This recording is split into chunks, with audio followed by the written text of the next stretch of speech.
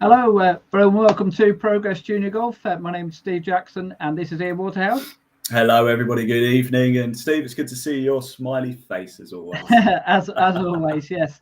Now, this podcast is all about junior golf. It's about the next generation of golfers. It's about trying to get more boys and girls involved with the game of golf. This is show number 7, and today we're going to go overseas. We're going to look at golf on the other side of the Irish Sea, hence the green. Overseas for us, though, Steve. Not for those in Ireland. They're staying at home. We're going overseas. Absolutely, we're going overseas. That's it. Now, my favourite country to play golf in is. Golf courses are magnificent. The scenery is wonderful. The people are so friendly, and the weather is. That's where it kind of like falls down a little bit, doesn't it? No, actually, we're going to find a positive on that because the weather can be actually quite inspirational. But golf is on the rise in Ireland. There's no doubt about that. So let's find out a little bit more about how junior golf is progressing over there. So we're going to be joined by Irish Junior Golf Tour organiser Michael Gallagher, and we're also going to get contributions by New Forest Golf Club professional Stephen Barrett and Irish golf journalist Emma Self. So it's going to be a really cracking show this evening. We're going to cover a lot about golf on the other side of the Irish Sea. So really looking forward to it. Yeah, absolutely. First things first, though, let's get that golf news then. So starting, let's start nice close to home then, shall we? The Hawaiian State Amateur Championship, of course. We've got to start there, haven't we? And of course. Of course. It was won by Scotland's under-16s team member Niall Shields Donegan. He won by 7 shots, helped by a hole-in-one in his first round on a par 4 hole, I might add as well. So well done to him. 67 he started off with, and then shot 74, 71 and 70.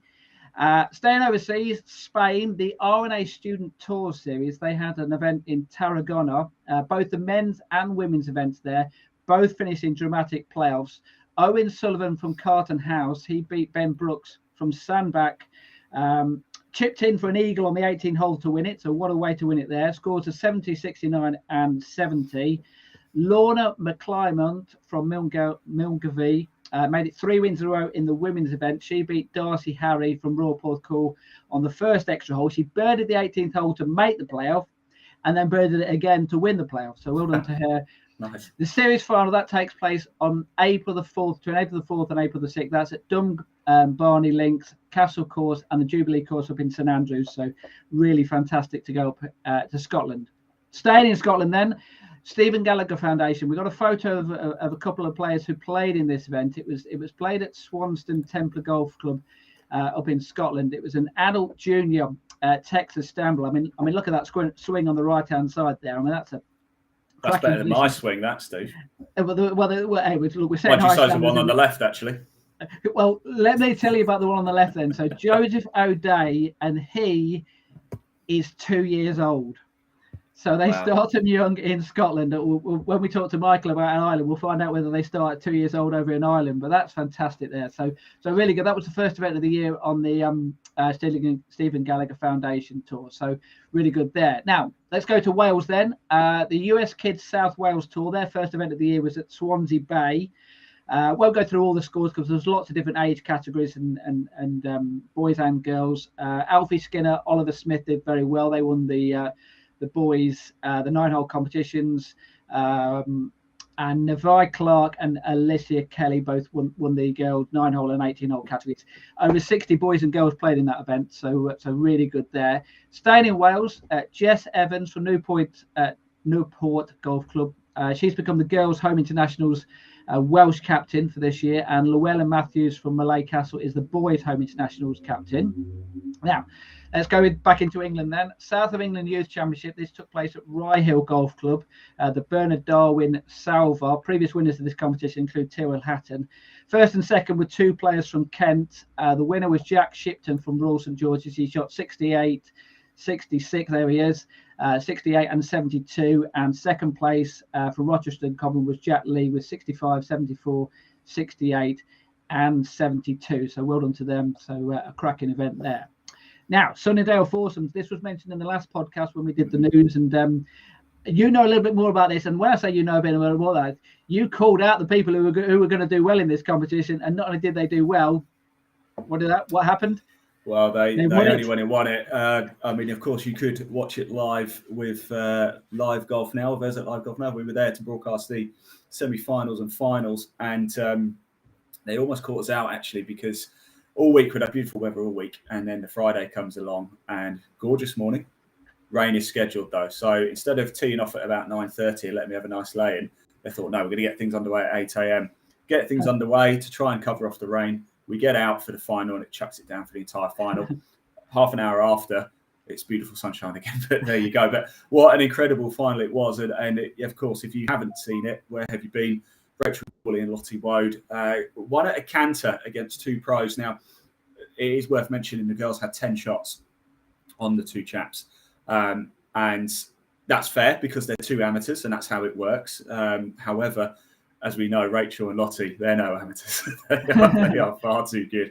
And they won. So, yeah, congratulations to Rachel Gawley and Lottie Wode. And as we know, Steve, you know, we've seen for a long time the talents of these two young ladies. There's big futures in the game for them too. So just to give you an idea of the score, they won 6 and 5 in the final. 128 pairs in that competition from start to finish. So fantastic the fact that they went through. Do you know what? They just made no mistakes as well, Steve. On the holes that they got shots, they won those holes. And then on the shots at the two pros, they won their holes until it got to a point where just a little bit of a tipping point and the girls just held their own and managed to tie a couple of those holes. And then there was just no way back. Yeah, so fantastic standard of golf, and but might not be standard of the weather, but the standard of golf was great. So now I understand a little birdie's told me you've got a bit of an exclusive. What's that? I've got a little bit of breaking news to bring you, Steve. Yes, I have. I'm delighted to say, and it is junior related as well, that similar to last year, we have managed to strike a deal with England Golf, and we will be broadcasting live the English Under-18 Championships this year from Woodall Spa.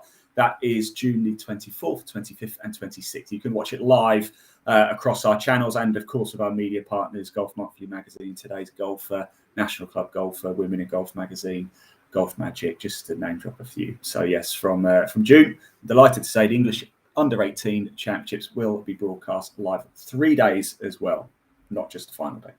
And for anyone who's ever been to Woodall Spa, that's a fantastic golf course. The bunkers there are deep, shall we say. It's on the Hodgkin as well, so even better. Exactly. So yeah, so really good for competition there. Now, staying with just finishing off the news then. So Robert Rock Junior Golf Tour, they had their first UK competition of the year. That was at Formby Ladies Golf Club. Over 100 juniors took place in that. Once again, I won't go through all the scores because there were so many different age categories there. But the interesting one, you'll like this, is the fact that there were 59 players who played in the 18-hole gross category. 55 of those, bearing in mind you go right the way down to very youngsters here, broke 100. So really good standard, and hopefully those will go on and get their handicaps down during the year. Lots of events have been taking place in recent weeks and will be taking place over the coming weeks and months. In particular, a fair amount of schools regional qualifiers taking place. So anyone who's been playing in some of those events and has qualified for the national final, well done. Keep your eye out there for progressjuniorgolf.com because we've got all the competitions on there, the latest information, and we are adding new events on a daily basis when we find out that these competitions are taking place. So there's some big competitions. As well on that, Steve, there's the website there. There's also a link in the body of this broadcast to progressjuniorgolf.com, so you don't even have to type it out. Just click it wherever you're watching this. If you're on YouTube, Facebook, wherever, there's a direct link to that website right there. Give it a click. You don't even have to type it out. Can't make it any easier, can we? No excuse. Absolutely, yeah. So that's the news. Now, we covered English golf there. We covered Spanish. We covered Welsh. We covered Scottish golf. We covered the Hawaiian Championship.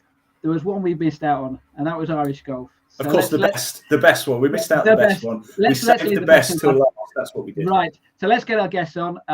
We've got Stephen Barrett, a New Forest Golf Club professional, and Irish golf journalist Emma Self. I've spoken to them as those two earlier in the week, so we're going to hear from those as we go through the show. But live on the show, we've got Irish Junior Open Tour organizer Michael Gallagher. So let's get Michael on. I'm going to bring Michael in. I'm going to disappear into the back and manage the video. So I'll bring Michael in.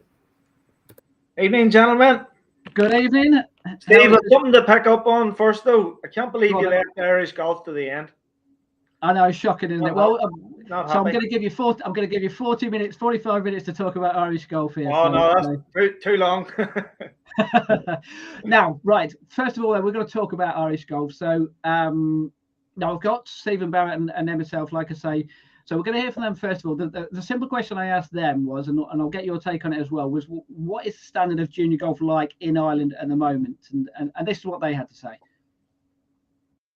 Always improve, but it's at a level where you've got so much strength and depth at all tours. You know, you see the top end, and they're winning majors.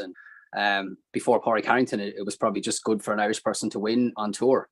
And now there's major champions, there's Ryder Cup stars, and then on each tour you've got, you know, a huge amount of golfers playing on Challenge Tour, on Alps Tour, Gecko Tour in Spain, the Europro Tour, you know, at all levels, and college golf as well. A lot of our Irish players are going to overseas to play in America and gain scholarships, or, you know, and they come back and you can see the level of golf they're playing. It's just higher. It's across the board, yeah. So it's great for any junior who's 16 who's maybe thinking of something like that. There's opportunities there. There's a lot of things we're seeing in junior golf in Ireland now that are probably trickling down from, let's be honest, Harrington probably started it recently-ish in our lifetimes, but for kids who are now juniors, I think, you know, Rory McIlroy is ancient at 32 to them now, but he's one of their heroes. Talking of role models, that, you know, Leona Maguire has come all guns blazing recently onto the LPGA tour. We're seeing her out there. She's performing incredibly, and back home in Ireland, it's having an effect. And, you know, what more could you want for the next generation coming through? So we'll talk about the Irish Junior Open Tour in more detail, but just on a general scale, Michael, what kind of standard is junior golf in at the moment then over in Ireland? Junior golf in Ireland, Steve. Well, I'm 37 now. You know, I played golf. I started playing golf when I was 12. It has moved on leaps and bounds from the infancy of my career.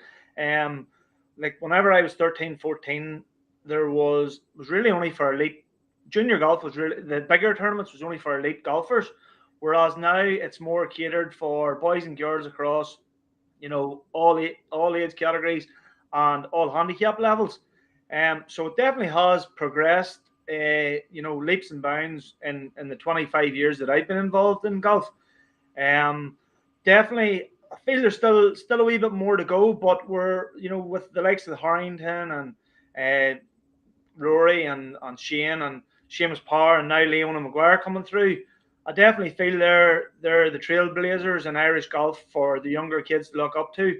And you need that growing up. You know, I had Tiger growing up. Okay, he wasn't Irish, but he inspired me to play golf and progress and, you know, want to keep going. And golf, as you know, is an addictive sport. Once you get involved with it, chances are you're not going to hang up the boots. You know, you're going to keep, you know, wanting to get down to scratch and continue to improve.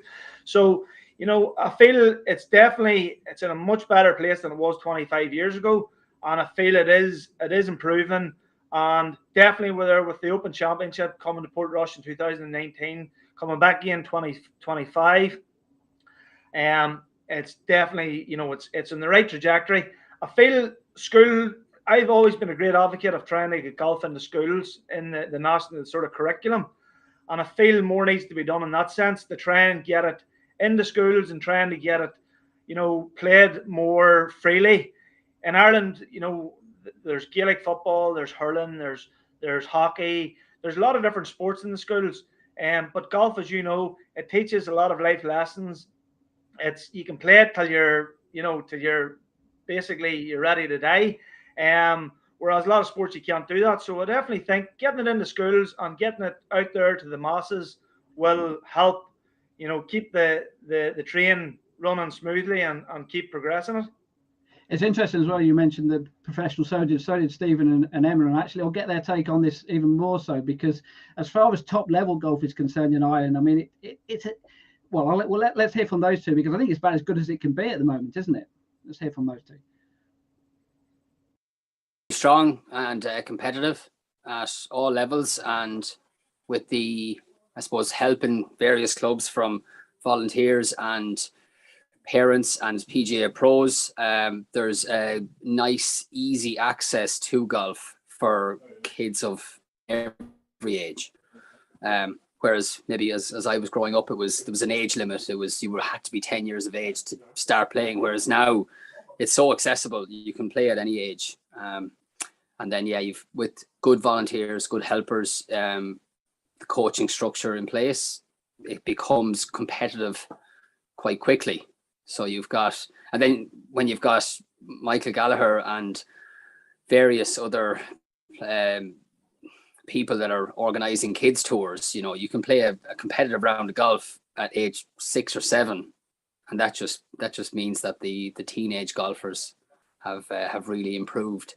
And you see, we had the Irish Open Boys Championship here in 2019, and the quality of golf there was incredible.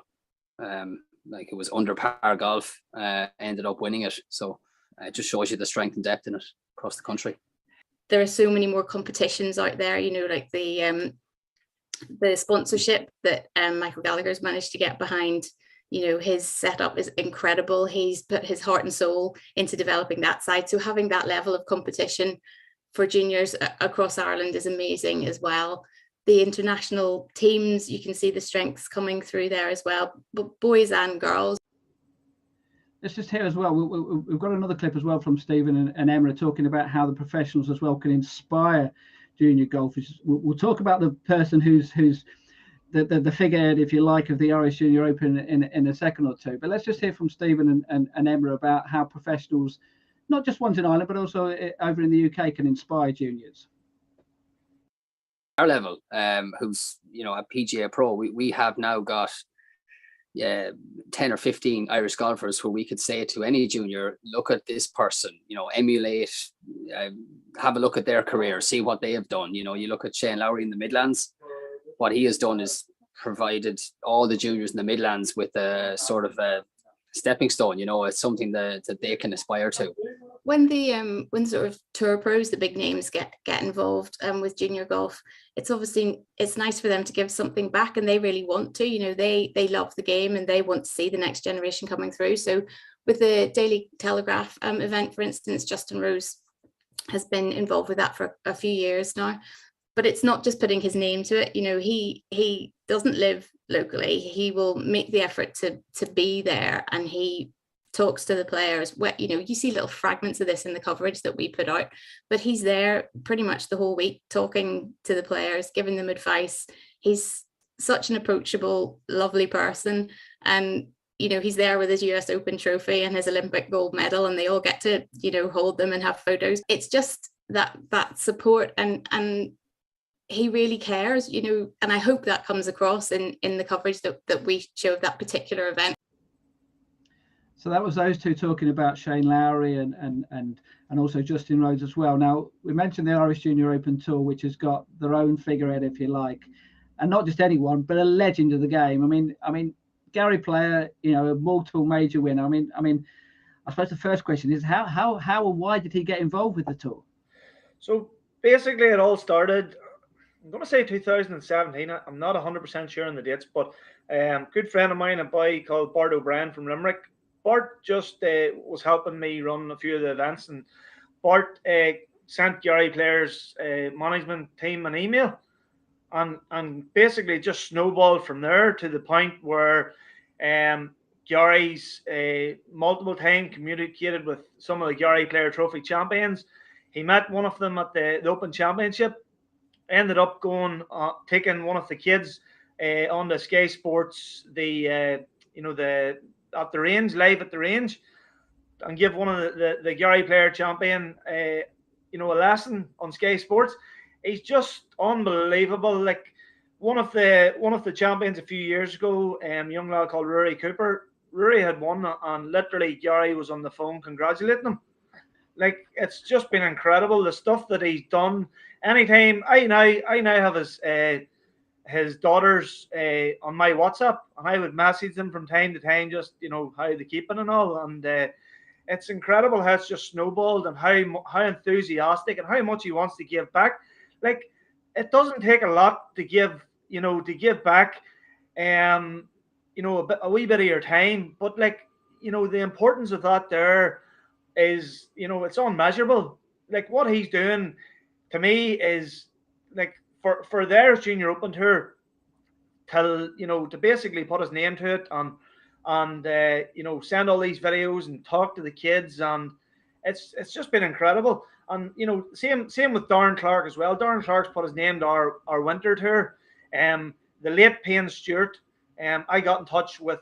I was always a massive fan of Payne. Loved the way he dressed. He was so charismatic. And growing up, I just loved him. And then, you know, the famous fist pump winning the US Open, like, that just gives me chills thinking of it. So I wanted to get involved with Payne. So I sent Payne's management, you know, his legacy management crowd, an email, and his wife and all came back and says, yeah, that'd be great. She even sent a congratulations. Tracy sent a congratulations message to one of the champions there a year or two ago. And then, you know, Ping's obviously the sponsors of the autumn tour. So between Ping, Gary Player, Darren Clark, and Payne Stewart, they're all named on the trophies for the kids to win. And that they're like, I just think, because I grew up playing golf and I know what, you know, I wanted and what I enjoyed and what I felt wasn't out there, I basically just learned from that. I've always had a passion for teaching golf, junior golf, and just wanted to then, you know, give them something to play in that I didn't have when I was that age. And I get excited. I get more excitement now running the events than I do playing golf. It's funny how it's just went full circle, in the sense that, you know, now I'm getting as much enjoyment out of it now as when I did when I was, you know, 12, 13 years of age and starting out. So just give us a little bit of a background then for people who aren't aware. When did it all start, and why did it start? So basically in 2013, I'd been teaching junior golf. Like, I could have been teaching between schools and up at Killymoon Golf Club, where I was the assistant professional. I could have been teaching over 100 kids a week.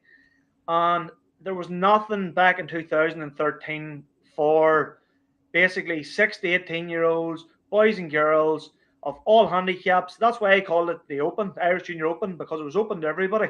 So I wanted to give people an opportunity. These young kids, 6 and 7, coming up to their golf lesson, and they're not to playing. There was no competitions for them to play in. Even the 12 or 13-year-olds, unless you were an elite golfer, single figure and low handicap golfer, there was no competitions apart from your club competitions to play in. So that's why I created the Irish Junior Open, to basically allow all these kids to come together. In 2014 was the first year of it. I actually got the idea standing on the range at the Irish Open. I just thought, I wonder if there's an Irish Junior Open, and there wasn't. So then I just basically went from there and started in 2014 with the help of many sponsors. You know, without the sponsors, Flo Yass is the main sponsor now, and they've been here from day one. Without the sponsors, none of this would have been possible. Emma touched on it there a moment ago, but you know, the sponsors are so valuable to the running of the events, and you know, the professional setup that I can afford to put on because of the sponsor support. But so basically 2014 is when the first year of it started. It basically just started, and there was the field full. It was fully booked within a few weeks. And then the second year, there was 360 kids came to it. After that, it was just one event in the first 2 years.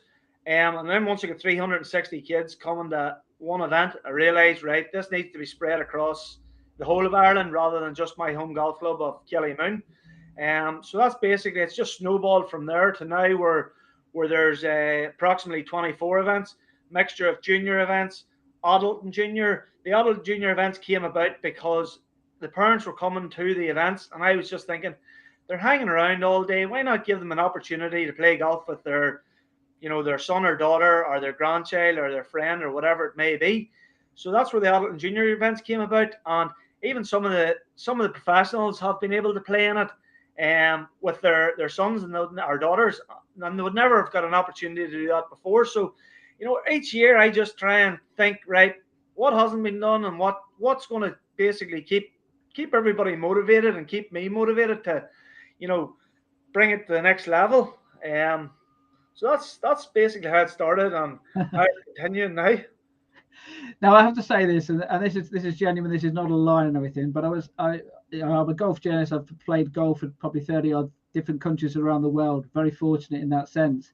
And I was on a golf trip once, and there's five of us there, 5 different journalists. And we said, what's our favourite golf course? and we all picked 5 different golf courses, you know, so we didn't go for the same one. But of those 5 golf courses, 4 of us picked golf courses in Ireland. And I just thought that says everything about the standard of golf courses in Ireland that you can go and play with. Let's just hear it. We've got a piece from Stephen Barrett, who talks about the standard of golf courses over in the other side of the Irish Sea.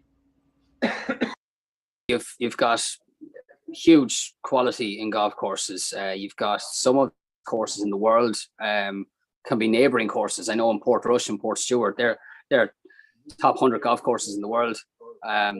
You've got huge amount of courses on the coastline that offers links golf, which is difficult to learn as a junior. If you have to play in the wind, you're battling against a lot of the elements, and you know, juniors who have that to contend with, just it will improve their game as well.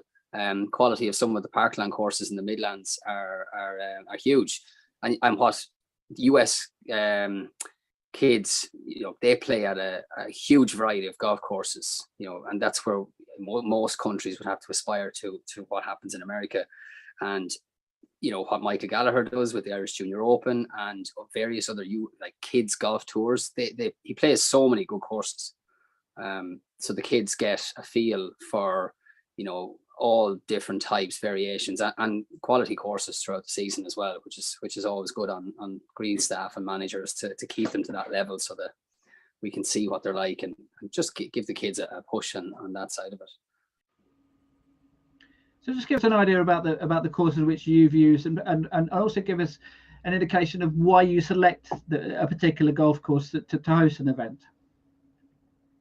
So I'm going to start off with New Forest Golf Club, where Stephen's the head pro there. New Forest, for anybody that, you know, obviously everybody comes, you know, the internationals come across and have heard of all the top links courses and all, but you often hear of hidden gems in Ireland. New Forest Golf Club to me is up there with the best of the hidden gems. It's a fantastic golf course, and they're doing fantastic work there with the juniors. Mark Kelly is instrumental down there. But in terms of the golf courses that I pick, basically over the winter time I try to have links golf courses, because you know the parkland courses is obviously too wet. And then throughout the sort of spring, summer and autumn, it's more just, you know, I've sort of brought kids to golf courses where they've enjoyed, and they just, you know, they've been so welcoming and want, you know, they've been basically saying, you know, can't wait to have you back. And I'm happy to bring them back there, because there's never a bad course. The courses in Ireland, they're always top class. They're always in good condition, especially coming in now to the summertime. And you know, I basically try to as much as possible keep it, you know, a good spread across the country. Now there is parts of Ireland which are a wee bit more remote and a bit more, you know, it's a bit harder for parents to get to, which I would love to bring an event to them places, but you know, you have to think of the people that are going to be traveling, and some of the times it just doesn't work out. But as much as possible, I try to, you know, bring it around as many of the counties as possible, and you know, give the kids an opportunity so that they're not having to travel, you know, the length and breadth of Ireland to get to some of the venues. That's a good point you make there, in the sense of there are courses out there which might be a little bit more difficult to get to. But do you sometimes go, well, we'll still go there, because at least it gives them the opportunity to get kids there which may never have ever get the opportunity to go and play there, in the sense of it, you know, you may not have a field which perhaps is half as many as some of the more easier to get to, but at least it gives them the opportunity. Is that how you take it sometimes? No, definitely. You know, you're 100% right. The only issue that I tend to come across, and this obviously is you know, it's just shows you the success of golf in Ireland at the moment. With, you know, the last couple of years, obviously with COVID, everybody's been out golfing. Golf courses they're very busy. They don't have a lot of time. You know, a lot of times it's difficult. You know, with running a junior golf tour, you have to keep it to school holidays and weekends. So weekends, to get a golf course, irrespective of where it is in Ireland, at the weekends is very difficult. And then, you know, over the summer months when they're off school and stuff, a lot of the time you approach golf courses and they're already very busy and fully booked. And it's difficult just to get some of them, you know, courses that are remote. And you always, you know, you'll find some of the remote courses, sometimes are the top courses in Ireland, and like they just some of the courses want to work with you, and some of them unfortunately they don't. So that's just the way it is. But you know, the venues that the Irish Junior Open's been to has been brilliant. You know, there's a couple of new venues this year. Looking forward to going down to Rosslare. Rosslare just looks unbelievable. And Arklow, it was one of my favourite venues last year. It was the first time I'd ever been to it. Links course, whoa, unbelievable. So there is hidden gems there that you've never been to, and it's great, you know, going there and getting that wow factor and realizing, right, the kids are going to enjoy themselves here. So, you know, it's just been a case over the years. You know, a lot of the venues have just been, you know, delighted to have you back, and they can't wait to see you again. So that's basically how I tend to pick the venues. Yeah. Now, I joked earlier about the weather being in Ireland. So let's. You're at the minute, Steve. Oh, no doubt. It's probably it's always beautiful when I'm not there. Every time I go there, it's rained at some stage. But actually, in all seriousness, we've got Stephen and Emma coming back here, and there are positives to take out the fact that the weather can be a little bit indifferent, shall we say? Let's hear from Stephen and Emma. If you stand up and play golf 18 holes in the rain and you enjoy it, you're going to enjoy it all the time. You just have to deal with it and battle through it. I think if a junior can go out and enjoy it, even in bad conditions, then it only stands to them in the future. You see a lot of the Irish people that go on tour, you would say for the most part, when the conditions are tough, the Irish, the English, you know, the people who have to deal with that as a junior, they tend to show their form when the conditions are tougher. So it can only stand to people of, you know, juniors growing up in these conditions can only be a good thing, really. Golf is competing against lots of other sports for kids' attention.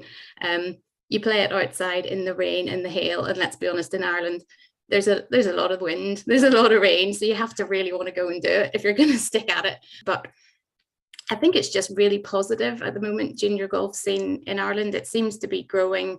The inspiration is there, and most importantly, the Golf Union of Ireland have got a new force behind it. They're supporting it. They've got 5 pillars they're focusing on to develop the game, this for everyone strategy, and junior golf is a key part of that. So I think we're at a good place, and the future's looking pretty bright. It's interesting the fact that she uses the word bright there. The 3 photos you saw there that was me playing golf. I won't name the golf course in Ireland. You might actually recognise it because it's hosted the Irish Open Championship.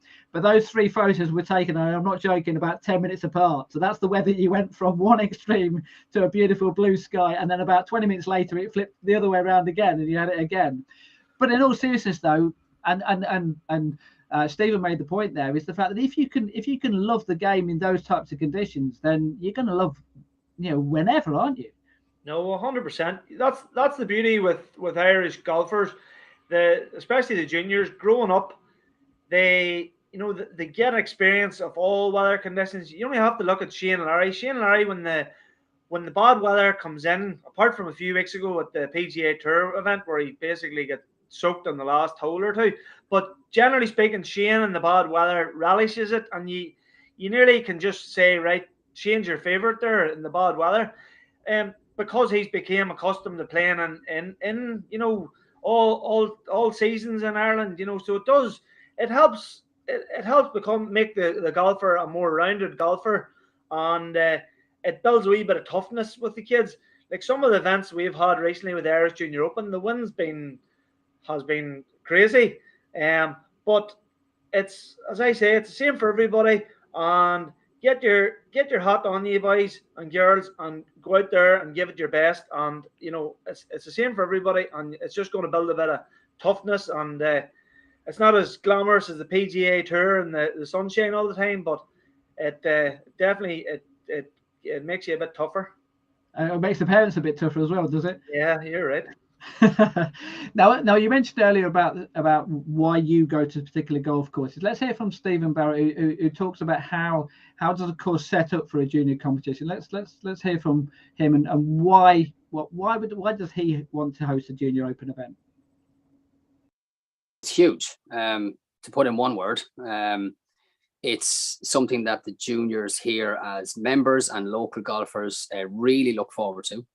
They talk about it for months in advance.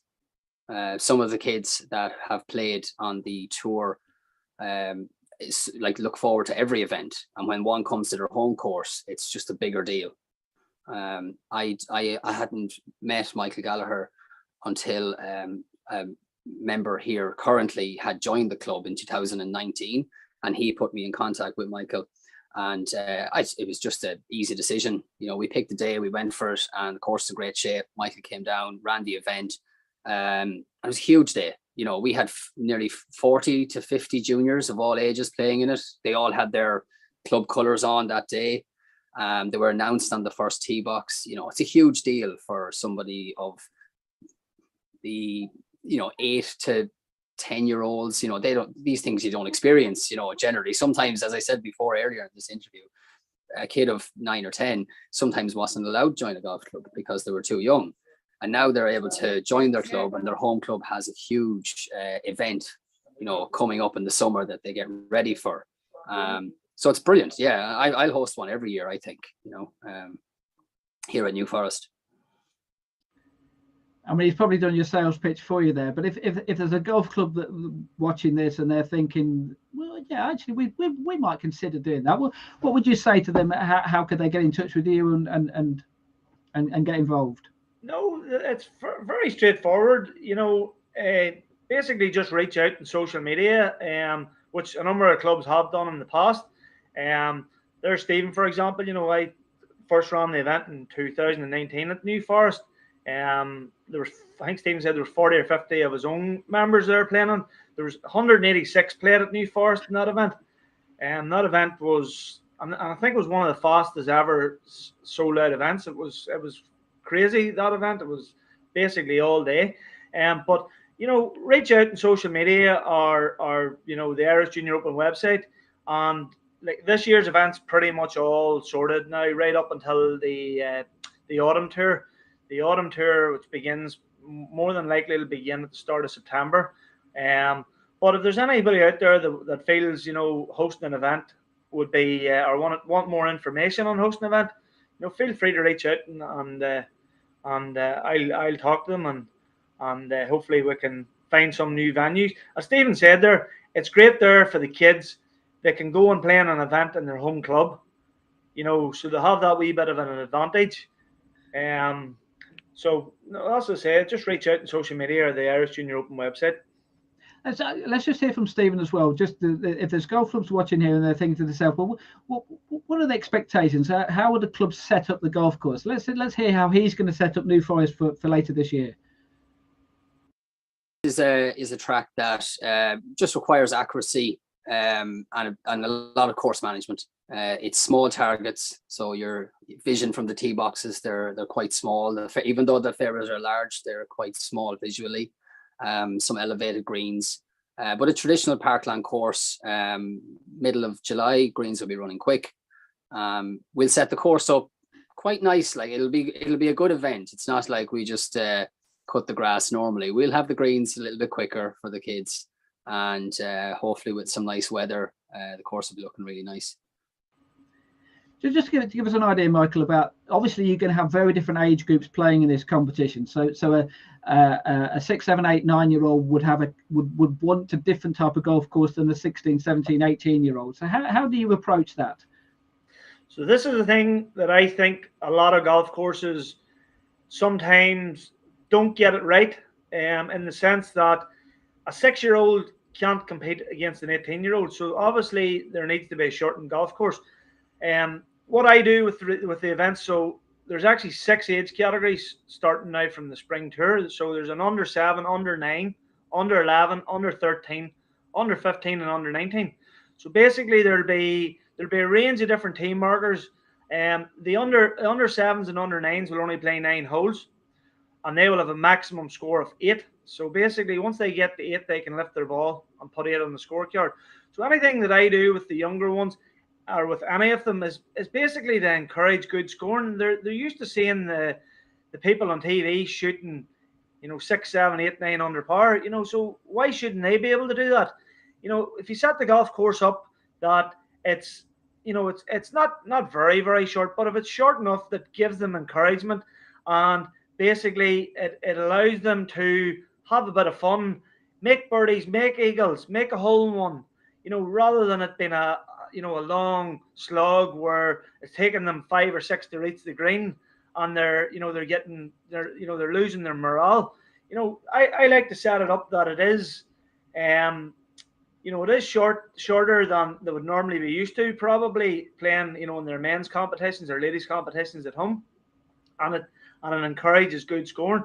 And going back there to what I said at the start about golf clubs, I just feel golf clubs, a simple one for a golf club, which I think that, it doesn't cost them anything extra. 99% of golf courses have distance markers on the fairway. So I would be saying to them, apart from probably the par threes, but they can put a tee marker out there for the kids. But I'd be saying to them, right, you've maybe 3 different tee markers on each hole. Why not just have the cadets or the younger ones, the beginners, on the first tee marker? And as they progress, they're moving back to the second tee marker, back to the third tee marker. Then they're going to move to the ladies. Then they're going to move to the men. So there's a natural progression there, rather than just saying, here's your membership tag. Go and get a couple of golf lessons from the professional. And by the way, you're off the men's teaser. See you later. If there was a natural progression whereby they started at the forward tee and worked their way backwards, they're gaining encouragement and momentum. They're making birdies and they're driving par 4 greens, and they're high fiving their parents or whoever's carrying for them or whoever's out walking around with them. There's encouragement there. Like some of the low scoring that there's been in the Irish Junior Open events, it's been talked about now for years, and the parent or the kids will still come and say, remember that day I shot, A, B, and C score, and remember that day I had a hole in one. That's what I want to hear. I don't want them turning around and saying, that was so difficult out there, so tough. You know what? I don't think golf's for me. So that's basically where I have it with regard to the setup there for the tournaments. Also, you mentioned earlier, obviously, with Darren Clark Trophy and the Gary Player Trophy and the Payne Stewart. So how does the Order of Merit work in over the course of over the seasons and the how does that work? Basically, there's 4 tours. There's the winter, spring, summer, and autumn. So with any of the Irish Junior Open events, kids can come and play in one event, or they can play in all the events. They just pick and choose whichever events they wish to play in. Regarding the tours, so there's basically there's all the age categories. So there's a leaderboard inside each of the age categories, so that kids of 7-year-olds, they can win the under 7 title if you like. Then there's an overall trophy or an overall title, which is the Darren Clark, Payne Stewart, Gary Player, and Ping trophies. So that's basically the person, irrespective of what age they are, whoever accumulates the most points across each tour wins the overall prize. And then, as I say, there's all the age categories. So all the age category champions, they'll also win a prize. So they will get to compete in the end of season tournament of champions, which the last 2 years it's been at Royal Portrush, which is hosting the Open, and Port Stewart Golf Club. So they get to compete in that. So there's 20. There was 20 last year. There'll be 24 this year. They'll get to compete in that. They'll also all get a brand new Ping standbag for winning their age categories going forward. So as I say, all the events are individual events, but there's the added chart, if you like. Whoever wins the age categories and whoever wins the overall title just gets that wee bit, the added extra, and it just encourages them to to play, get out and play, and compete. Okay, now we're just going to hear from Emma Selfridge. I'm intrigued to find out. We'll ask you about this afterwards, but what role the media plays in promoting junior golf. So let's just hear from Emma. Media has a key role to play, because I think it's really important that we are creating the right impression of golf, and we are showing that juniors are out there and that it is a young person's game, because unless you're involved in it, I think there is still a perception of it being a bit of a elitist sport. And let's be honest, it can be. And if you turn up at the wrong club anywhere in the world, you can feel like a complete outsider, although thankfully that side of it is definitely ebbing away. But I think the media really needs to be showing the progress of junior golf, and just how much fun it is. It's also harder for kids to access golf. It's not something that they just play in the playground at school, that you just need one ball and a group of mates and you can go for your life. You need a special place to do it, or it's dangerous, let's be honest. Even if you're pinging golf balls around a park, not advisable. So it does have barriers to it, but I think that's where the media plays a key point. We need to be showing the youth succeeding and people having fun and at local competitions. And also I would say that we all have a tendency, and it's probably it works both ways, we're trying to make things positive and saying, oh look, here's 10-year-old so-and-so, he could be the next Rory McIlroy. But it's not about that. It's not always about that. And it's, that puts a lot of pressure on people as well. I think when they're emerging, as if they are, talented and look like they do want to pursue it, it's an awful lot of pressure to be the next Rory McIlroy. I mean, will there be another Rory McIlroy? Possibly not.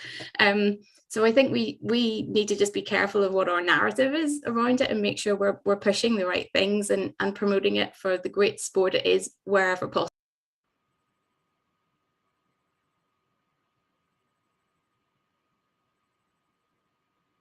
You there, Steve? Hello. Right. Yeah, I think, Michael, we might have just lost Steve a little bit. He's going to probably pop out and head back in. But from your point of view, let's talk media, Michael. I mean, obviously, social media is a saving grace, isn't it? Everything's accessible now. What do you do at the Irish Junior Open to really get the message out? Social media has been incredible. I'm a very active user on social media. I just find it's easy, to basically communicate my passion, and keep the kids engaged and entertained and excited about what's coming up. I've been very lucky. I've great connections within a lot of the media. So anytime I've connected with them and said, look, running an event here, will you come down and showcase, the kids, and they're 99.9% of the time they're only willing to do it, so I've had a great relationship with the media, and as I say, social media has definitely been great for spreading the message and spreading the word. How's your I'm just going to head back out. Relationship with my internet? What's that? It's not very good here. Hello, you can hear me, Steve? Hello? I think he's gone again, isn't he? Yeah, he's still there, but Steve, your internet. I think I'm right here, so I don't know. But right now, let's talk about the Champions event, because that's an event which is slightly different from the Irish Junior Open. So just explain how that came about. So basically, the Champion of Champions came about in 2019. It was actually my partner's brother just sitting down one day, and he had mentioned to me that now would be a great time to start up a worldwide champions event. With regards that there, I just sort of thought, do you know what, he's right. Bringing all the top junior golfers and all the champions from across the world to Ireland, showcasing what we have to offer, and bringing along the Irish champions as well. So that basically gave me the cart and the impetus to progress on with it. Then I reached out to a number of the junior golf tours all around the world and explained what the plan was, and they were all on for it. Obviously, COVID, with it being an international golf event, COVID basically decimated it in year one, 2020. There was only a handful of internationals playing, and even then it was, they had to basically come through the green corridors or whatever they were called at the time. Last year, there was a few more internationals got to play, maybe about 40. This year now, we're all guns blazing. 250 junior champions, which is a full field, coming from over 40 countries from around the world. So it's going to be amazing. It's going to be held at the top 5-star golf resort in Ireland, Loch Earn. It's a day in July. We've got some photos of Loch Earn. Yeah, so it's going to be incredible. Like, you have 250. Like, Loch Earn's held the G8 with all the world leaders. It's Rory McIlroy was the touring professional there for a number of years. It's just spectacular, and I'm looking forward to it. And to be honest with you, this is the first year that since it was sort of the inception, when the vision was out there to basically have it all international. This is the first year we've been able to actually have it internationals, purely because the COVID restrictions now are, basically gone, across the UK and Ireland. So I'm looking forward to it now. And in the last few days, there's been we have finalised the opening ceremony. So there's going to be bagpipes and Irish dancers. Maybe a wee bit of something special going on as well. So, 3-day World Amateur Golf Ranking Tournament. It's now the biggest junior champions invitational in Europe. So it's been moving on pretty quickly, and going forward, basically, my goal is for it just to create a junior golf champions event unlike no other in world golf. Let's hear from Stephen Barrett, because he's played Lochern. So just to give you an idea, I mean, I've played it as well, and I'm sure you have as well. Let's hear what his thoughts are on the actual golf course that these juniors are going to play. It's a great test. It's long, obviously, for playing off the normal men's tees. It is a long course, so Michael can set that up whatever way he wants. But it's tricky. A lot of water on the course. Opportunities to lose golf balls and rack up high numbers. It's a test. It is a good test, but Lochern always is in good shape. I've played it maybe 4 or 5 times myself, and really, really challenging to try and get under par on that course. So it'll be a good test for anyone who does make the final, which is a great event. The Champion of Champions is just huge. It's to have internationals coming to play an event that is to 10, 11, 12-year-olds. It's great. It's very similar to, if you were talking about professional golf here, you look at Rory McIlroy. He would have went off, and I think it was either 9 or 10 years of age. He went to play in the World Junior Amateur Series in America and won it. To give Irish players an opportunity to feel that in their home country and let other people from other countries come over here, it's great. I think it's fantastic. That's it. It's twofold, isn't it? It's not only the opportunity for Irish golfers to play in a massive event, but also for international golfers to come and play in an Irish event as well. So that must be exciting for you to even think about what might happen.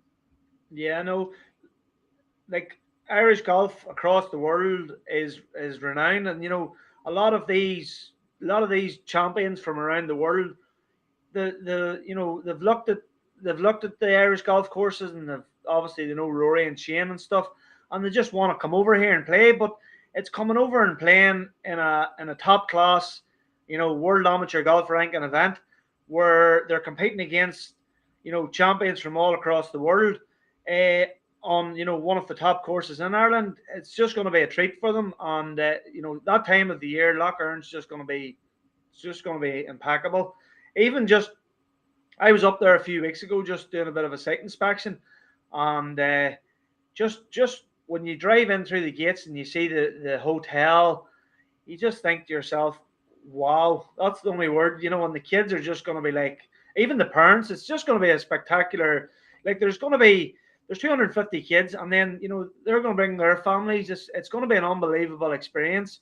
There could be up in 800, 1,000 people at the opening ceremony. It's just going to be a spectacular event for them, and hopefully we get the good Irish weather we're getting at the moment. That sunshine that we get all year round here, Steve.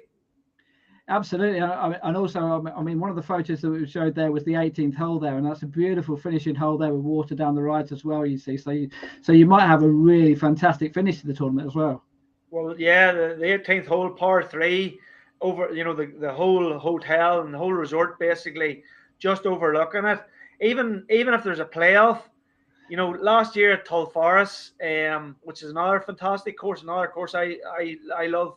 Even at Tulforest, the under 12 boys, they went to a playoff, and again it was sort of that amphitheater in front of the hotel, and the crowds around the 18th green were amazing. And just to have that, it's an impressive, like you've been at it yourself, it's an impressive venue, and looking forward to it now. More so just the fact that now the world's looking a lot brighter. The COVID thank God, is hopefully now, you know, in the rear view mirror, and you know, we can look forward to brighter days ahead, and you know, just providing more opportunities. As I was saying to you there, you know, a while back, each year I just try to think of, you know, or try to, you know, get different ideas, whether it's from myself or from whoever it may be.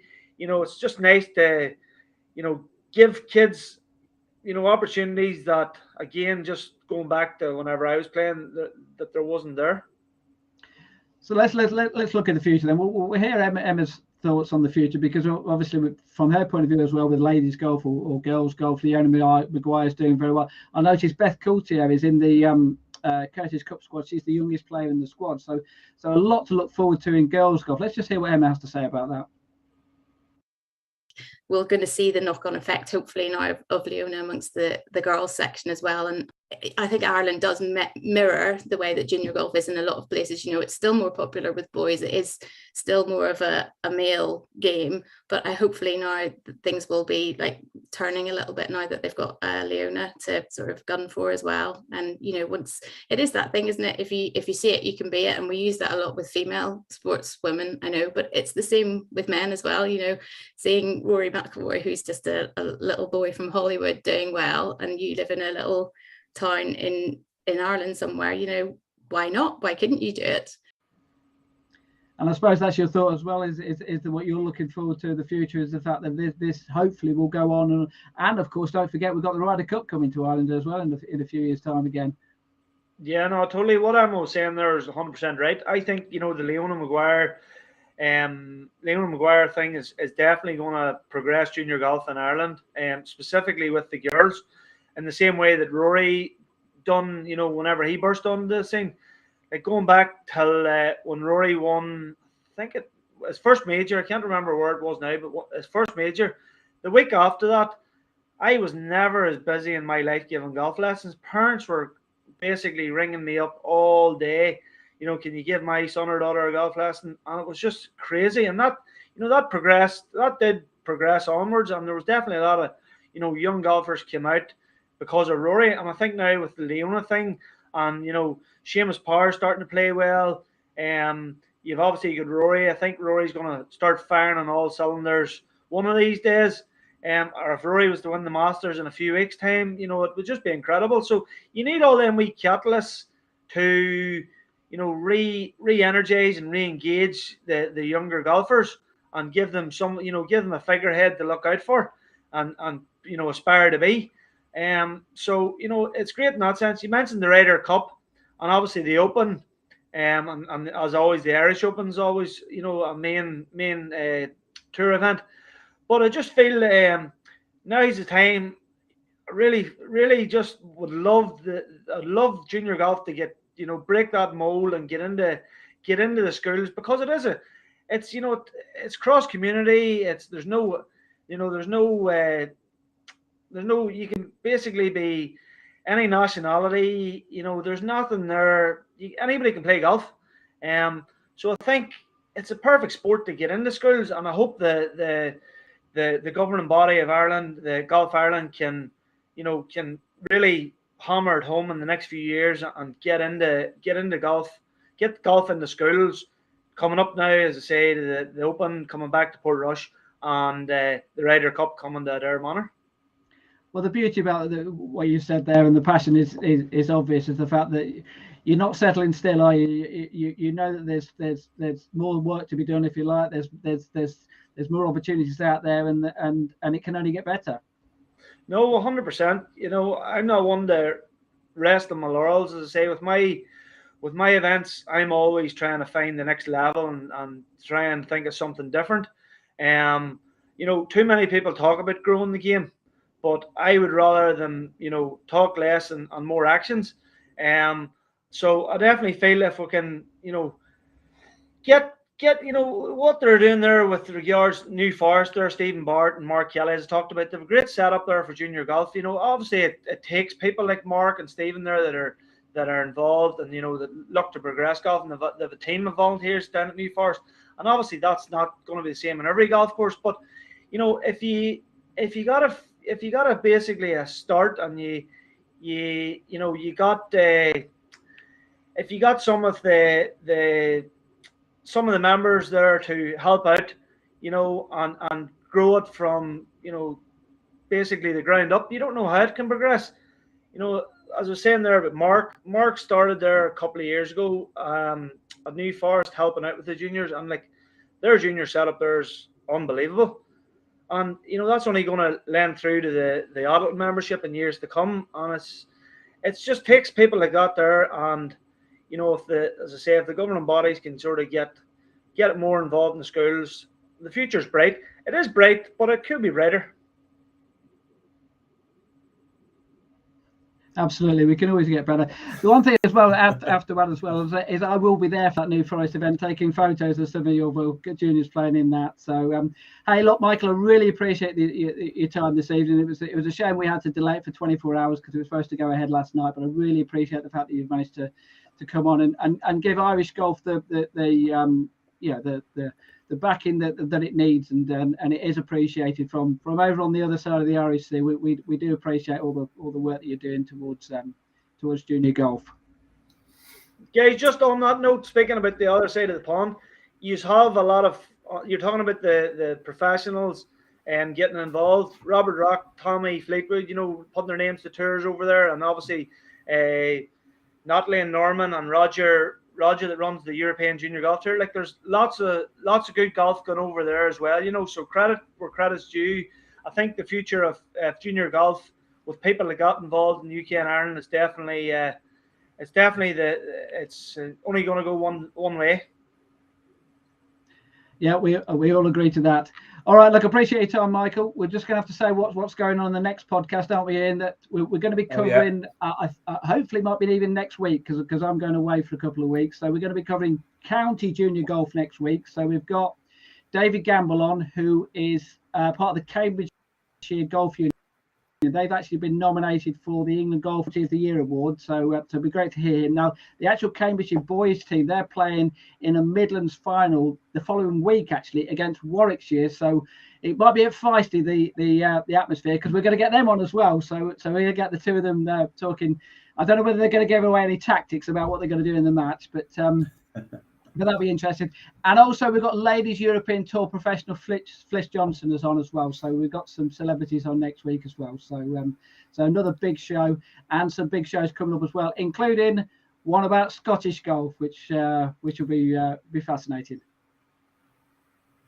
So yeah, thank you, Steve. Yeah, thanks, Michael. I really appreciate it. Thank you. All right. And have a good evening.